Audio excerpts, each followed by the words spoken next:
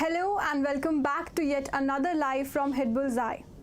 So, in this series of subject-specific RCs that we have started, the last time we covered literature, RCs that are specific to literature. And today we will be talking about yet another important subject area which I believe we can all relate from. So, no matter from which specialization you come, sociology is something you can all understand easily and relate to. So when you are attempting your paper, be it any MBA entrance exam, if sociology is something that you feel comfortable with, you should definitely go for one such RC. So come, let's explore some of the aspects of sociology. Let's understand what sociology actually means. Let's try to get a gist of it, and it will be followed with one example RC with some questions which yes, you will be solving and I'll be solving it along with you.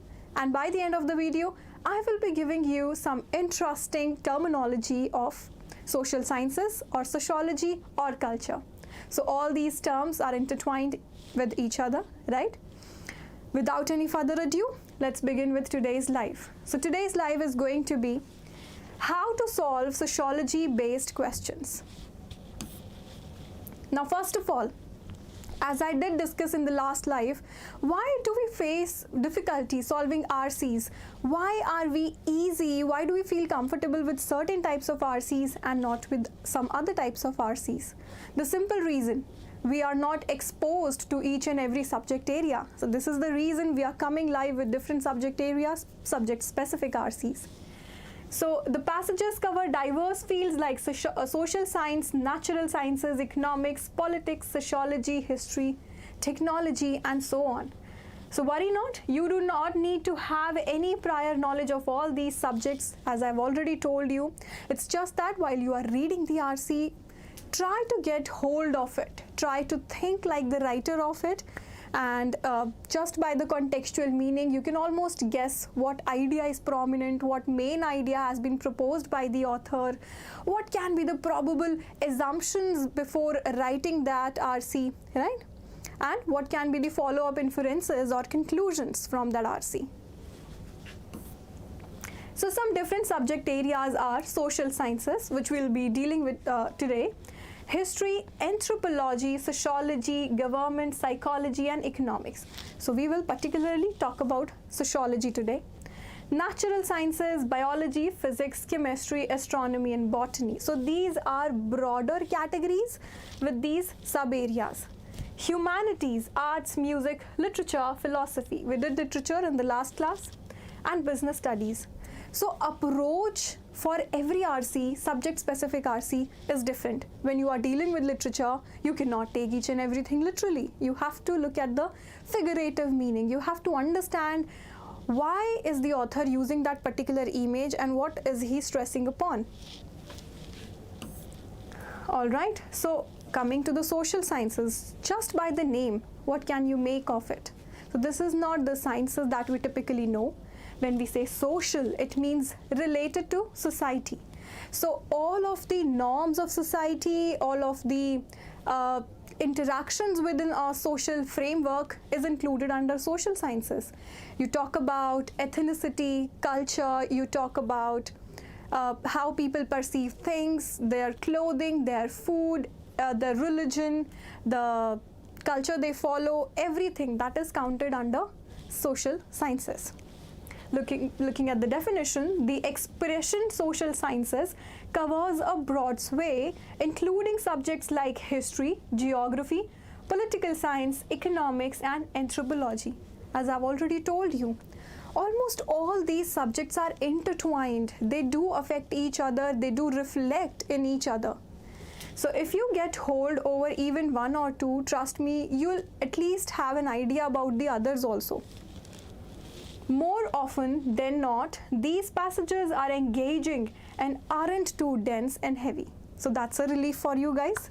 Sociology passages are not that heavy and they are not completely incomprehensible to us.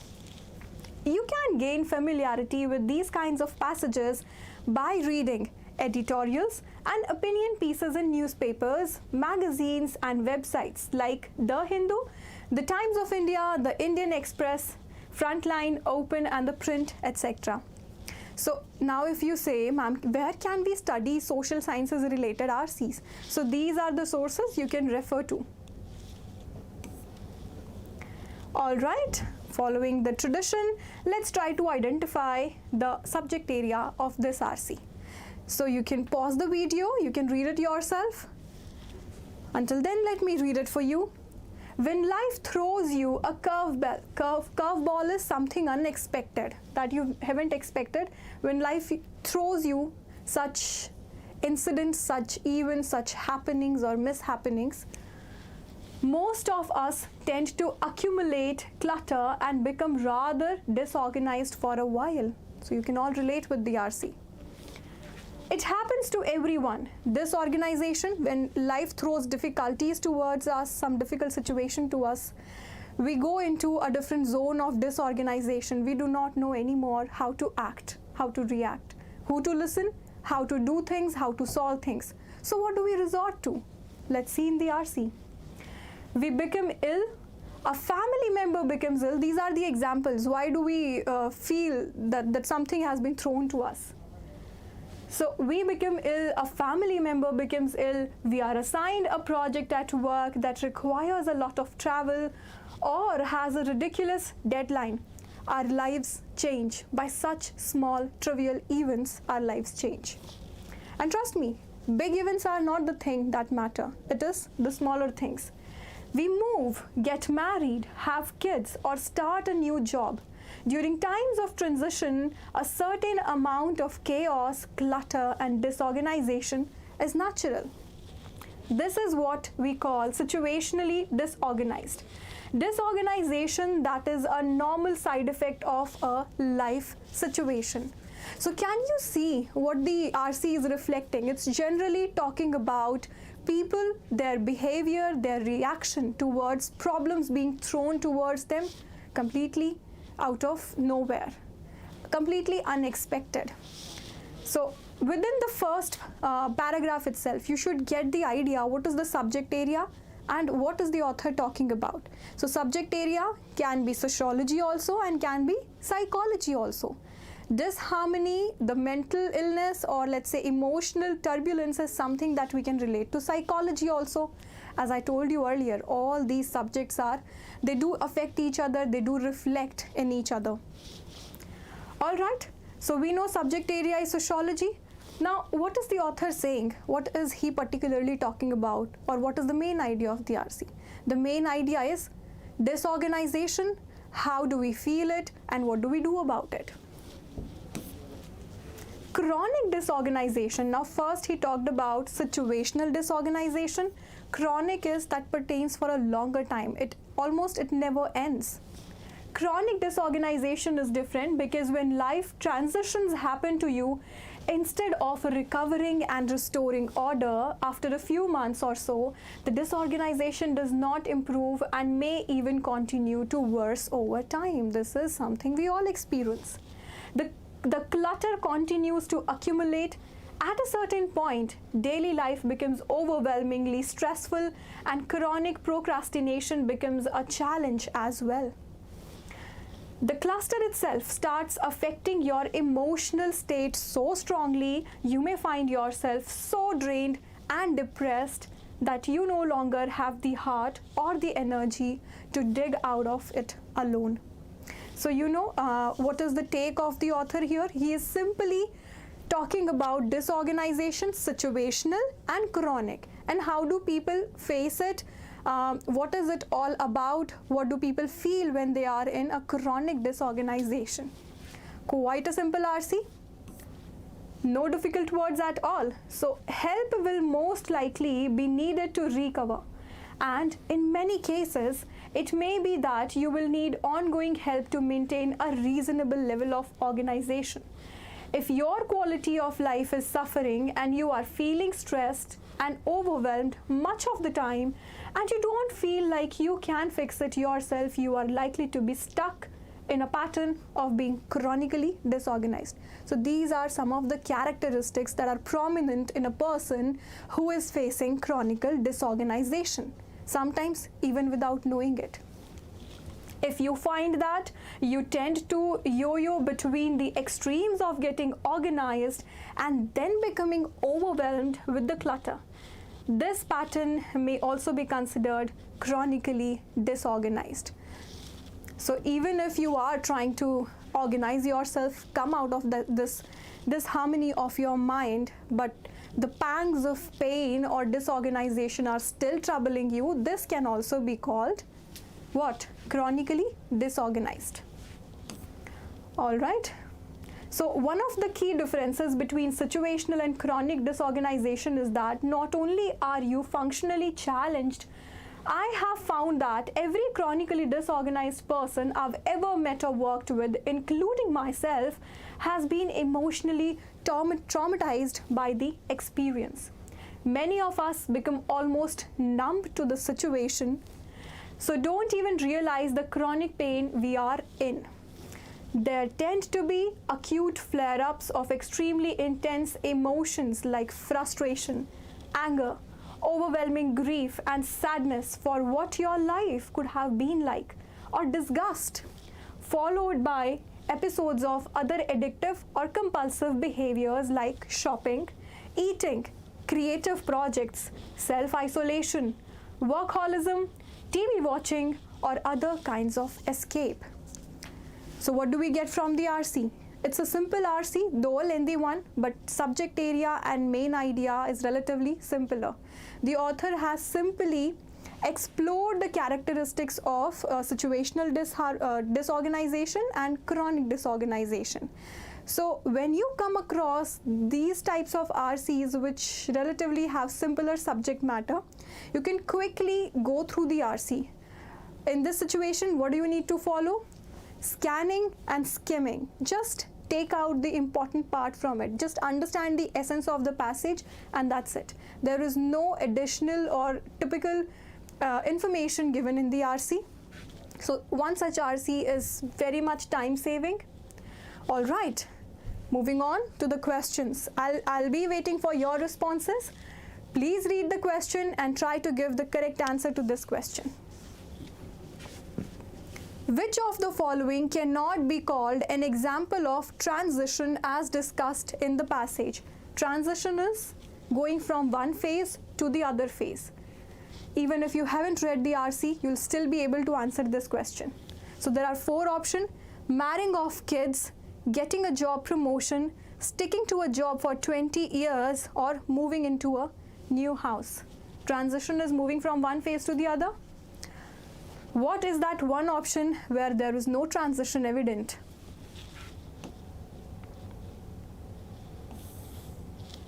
So marrying off kids is something that affects you. It affects your lifestyle. It changes your daily routine, right? We can eliminate this one.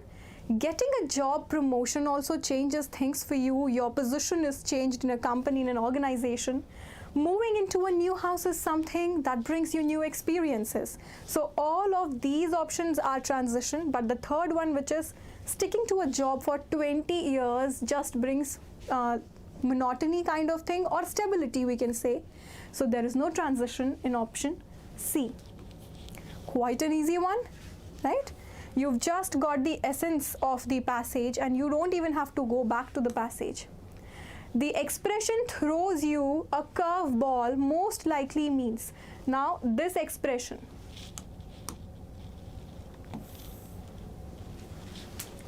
throws you a curveball. I've explained you the meaning of this word, curveball.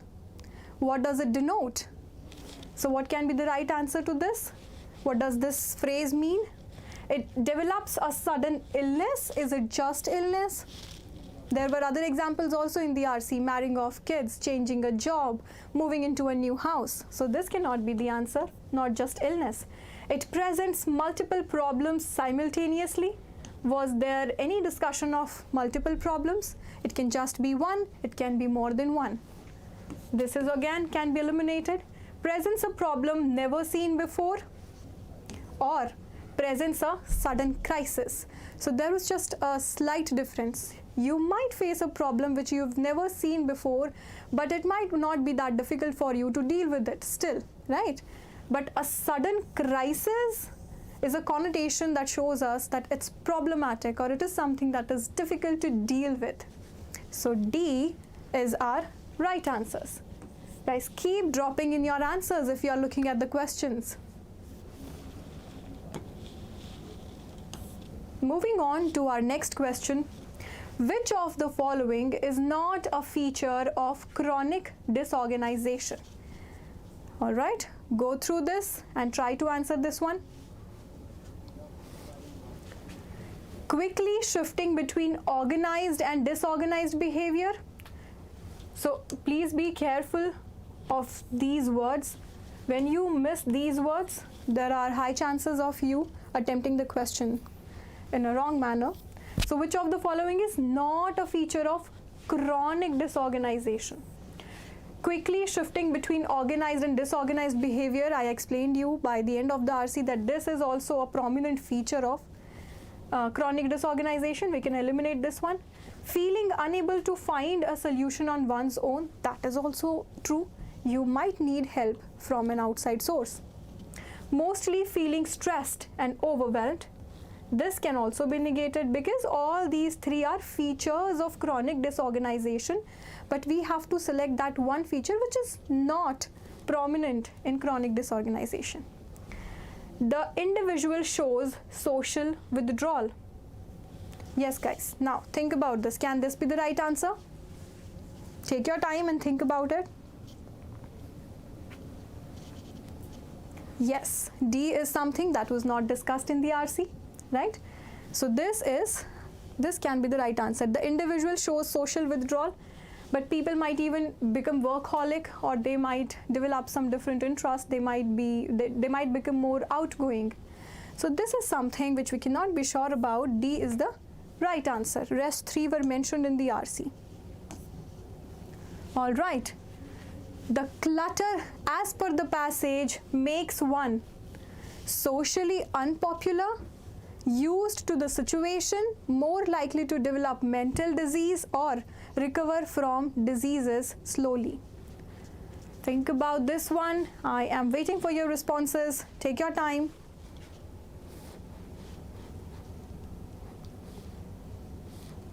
Yes, what can be the right answer to this?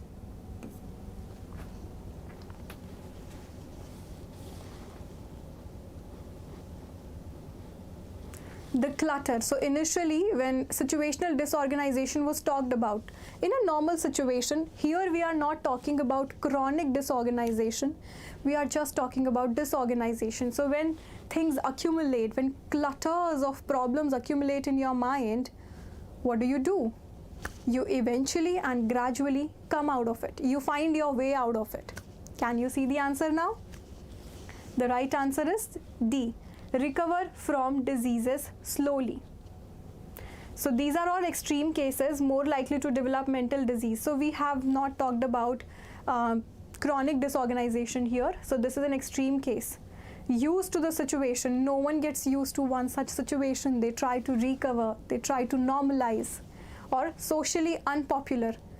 In most of the cases, people around you, they don't even care. I mean, who is going to see if you are disorganized? Who will be affected? The world will still go its way. So answer is D. And the last question, an analysis of this article reveals that most likely the writer is so the author or the writer, after reading the passage, you must have gathered what can be the tone or the attitude or the mood of the author. What was his writing style? Was he very staunch in believing something negative, something contrary? Was he favoring something? On the basis of it, try to give me the right answer. After the analysis of this article, reveal that most likely the writer is he a motivational speaker? Is he a psychologist?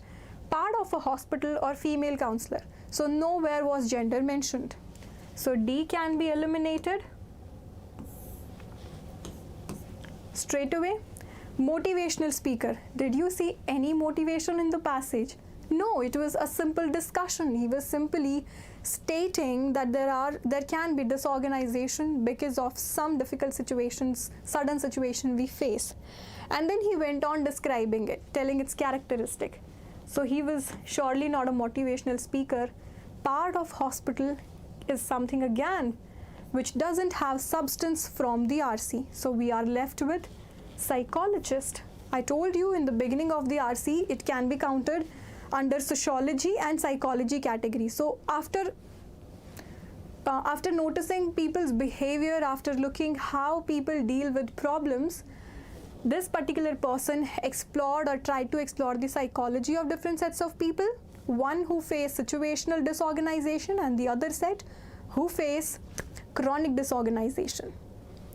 So yes, this was not that difficult in RC. You will get a combination of RCs, level of difficulty will be different.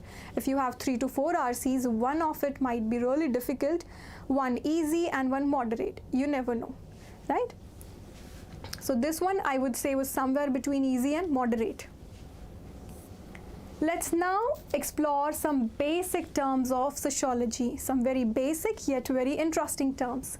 The first one is culture, the way of life of a group of people or community. Now these are such terms we've all come across, but do we ever try to understand what does it mean? So culture is the way of life of a group of people or community, as we say Indian culture. So specific to people of India, what Indian people do. That is similar food, music, culture, religion, etc. Culture can be defined as all the ways of life, including arts, beliefs, and institutions of population. They are passed down from generation to generation. So masses of people, they follow this culture and they pass it down to the next generation. So this is the thing. We are always fussy about Indian culture and that it is losing its roots and it is losing the popularity now, and we are following the Western culture now. So this is what culture is. Heritage, something passed on or inherited generations after generation. Next term is civilization, the social process whereby societies achieve an advanced stage of development and organization. So there are no typical frameworks of who can we call a civilized society or who we cannot. There are no fixed rules for it, but you get to know general advancement in a set of people, in a population, in a state is said to be civilization. Cultural stereotypes, a fixed idea that people have about what someone or something is like, especially an idea that is wrong. So it's a derogatory term, I would say a negative term. You are typically sticking to some idea and this is common between all the people of that culture. It is known as cultural stereotypes. Cultural shock, a feeling of confusion or disorientation when one comes across an unfamiliar culture or way of life. So where can we see cultural shock? So many second generation children who are born in some foreign country sometimes face this cultural shock because their parents typically follow their tradition, their origin, their roots. But these children being born to one such family or parents and then being between the Western culture, it becomes very difficult. They keep juggling between the two cultures and they might even face the cultural shock. Global village is a very interesting term. The entire world. So village, you know, is a specified small area, but they've applied this village term with global, on a globe level. They're trying to apply it to the whole globe, or let's say to the world. So global villages, the entire world and its inhabitants.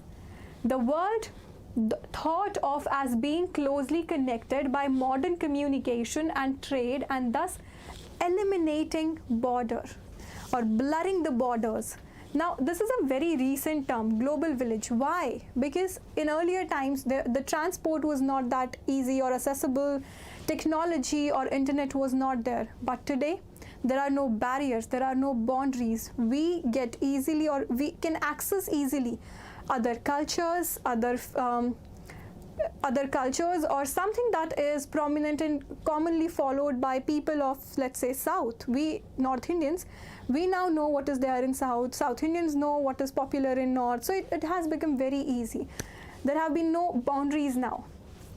Globalization is a bit different from global village, a process by which the people of the world are unified in a single society and function together.